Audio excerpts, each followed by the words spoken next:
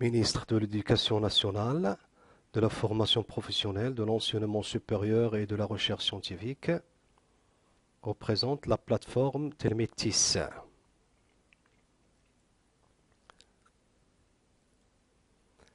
La plateforme Telmétis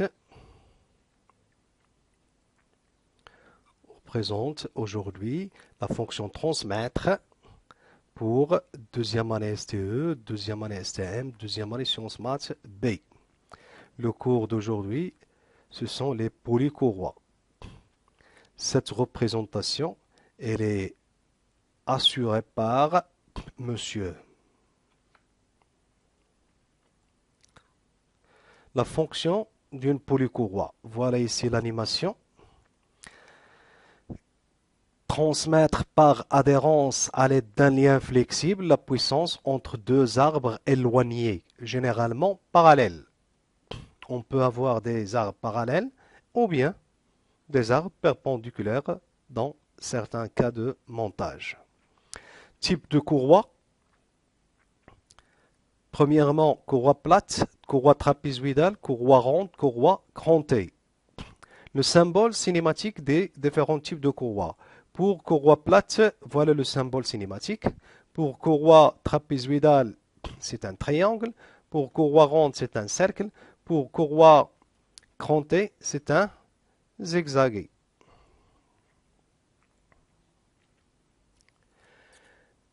Critique des courroies plates, moins marche silencieuse, souple, entretien facile, arbres pas forcément parallèles. Voilà ici les arbres qui sont perpendiculaires. Convient pour les grandes vitesses. Bon rendement jusqu'à 98%. Prix peu cher. Et les inconvénients, la durée de vie, elle est limitée pour les courroies. La vitesse non régulière due au glissement.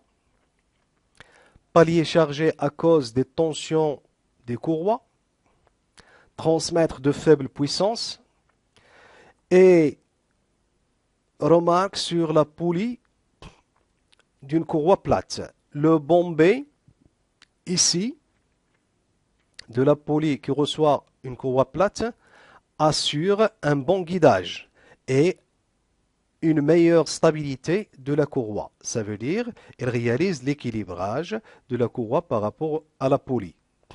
Critique du courroie trapézoïdale, même critique que les courroies plates. Plus bonne adhérence, transmettre de forte puissance et l'inconvénient, arbres, ils sont toujours parallèles. Hypothèse de l'étude pour courroie plate, pas de glissement entre la poulie et courroie, et courroie doit être inextensible. La vitesse linéaire des courroies 1, 2, 3, 4, ici.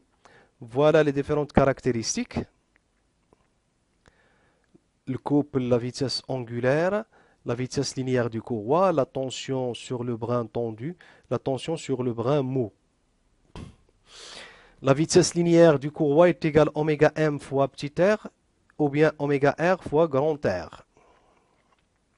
Rapport de transmission des courroies 1, 2, 3. Voilà le rapport. K, c'est oméga R sur oméga m ou bien N2 sur N1. N2, c'est la sortie, N1, c'est l'entrée. Θ2 sur θ1, qui est égal au rapport inverse des rayons, petit r de l'entrée sur grand R de sortie, D minuscule sur grand D majuscule, qui est égal au rendement eta fois le couple moteur sur le couple résistant. La longueur du courroie, ça c'est facultatif pour le STE et deuxième sciences maths, et elle est obligatoire pour le STM. Courroie plate droite, elle est égale à 2 fois E, E c'est l'entre-axe ici, plus grand R moins petit r le tout au carré sur E, plus pi facteur de grand R plus petit r. Pour le courroie croisée, plate croisée, voilà la longueur. Au lieu de moins ici, vous ajoutez un plus. On va voir ici par la suite le courroie croisé comment il est.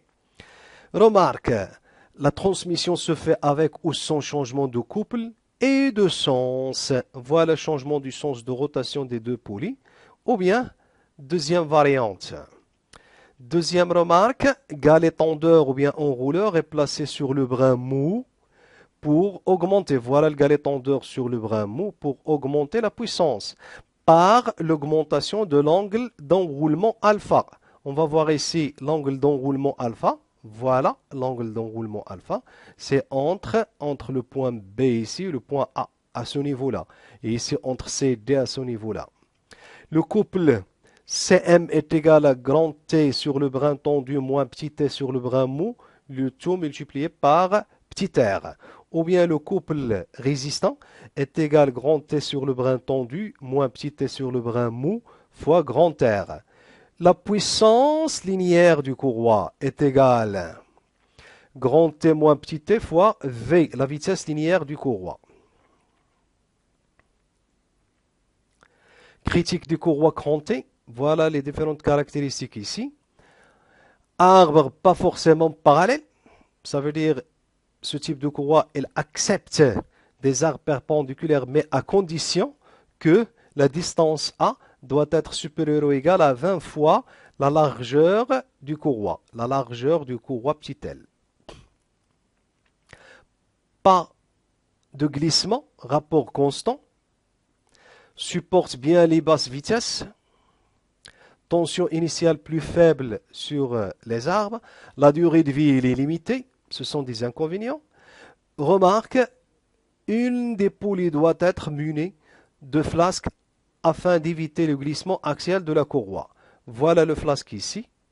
C'est un flasque. C'est ça. Pour éviter le glissement axialement. Voilà le deuxième nom, courroie synchrone. C'est le courroie cranté. On va voir ici les caractéristiques cinématiques, les conditions de transmission entre courroie crantée ou bien courroie synchrone, entre la poulie dentée et courroie crantée. Même pas. Le pas de la poulie doit être égal au pas de la courroie. Vitesse linéaire du courroie 4, voilà le courroie 4 ici. V est égal à N petit d fois P fois Z petit d sur 60, qui est égal à N grand D fois P fois Z grand D sur 60. Petit d signifie le diamètre de la plus petite poulie. Grand D, le diamètre de la plus grande poulie. Rapport de transmission, K est égal à oméga grand D sur oméga petit d, la sortie sur l'entrée, ou bien oméga N2 sur N1, sortie sur l'entrée, θ2 sur θ1, ou bien dp, diamètre primitif de la plus petite poulie sur diamètre primitif de la grande poulie, qui est égal au nombre de dents de la plus petite poulie sur le nombre de dents de la grande poulie, qui est égal à θ, le rendement, fois le couple de sortie sur le couple d'entrée. Un exemple de réalisation ici, variateur de vitesse mécanique. Donc le fonctionnement il est simple. La partie motrice il est ici. Le moteur à ce niveau-là. Car oméga 1 et C1, ils ont le même sens de rotation. Et la partie réceptrice à ce niveau-là. Donc on a la rotation de 1, là où il y a un flasque de la poulie. 1 entraîne deuxième flasque 3 en rotation grâce à l'adhérence de la poulie de la courroie, et la courroie entraîne en rotation deuxième poulie réceptrice qui est composée de deux flasques, le flasque 2 et le flasque 4. Si vous regardez les flasques verts 3 et 4, ils ont une liaison glissière par rapport à l'arbre de rotation. Donc lorsque je déplace le flasque 3 vers la gauche, je dois augmenter le rayon R1. Je déplace R3, donc le rayon R1 augmente jusqu'à R1 maxi. Et lorsque je déplace le flasque 3 vers la droite, on a la diminution du rayon R1 jusqu'à R1 mini. Et les deux rayons, ils sont inversement opposés sur la poulie réceptrice. Lorsqu'on a ici R1 maxi, sur la poulie réceptrice, on trouve R2 mini. Et pour R1 mini, on trouve sur la poulie réceptrice R2 maxi. Et voilà le rapport de transmission pour le variateur à courroie. K mini est égal à oméga 2 mini, qui est variable, entre 1 mini et 1 maxi, sur oméga 1 qui est constante, qui est égal à R1 mini, ça, divisé sur R2 max. K maxi, le rapport maxi, est égal à oméga 2 maxi sur oméga 1, qui est égal à R1 maxi sur R2 mini. Merci de votre attention. À la prochaine cours. Et n'oubliez pas PDF sur l'adresse sur le site en bas.